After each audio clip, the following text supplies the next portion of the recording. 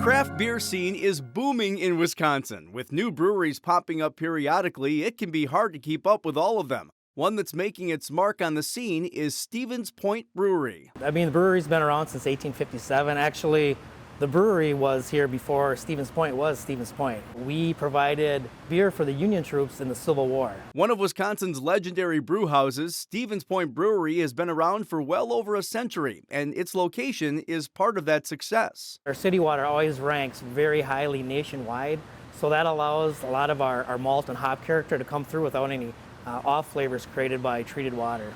No two breweries are even close to alike. Even your big breweries, they have a hard time duplicating their flavor in different breweries. According to the Brewers Association back in 2011, there were only 73 craft breweries in the state. Now that number has almost tripled, with this industry in Wisconsin having an economic impact of over $2 billion. In our beers, we use a lot of Wisconsin hops. We get almost all of our malt from Chilton, Wisconsin. We drive over there every couple weeks and pick up a load. Knuth Brewing Company in downtown Ripon is only a few years old, and they've already expanded their production several times.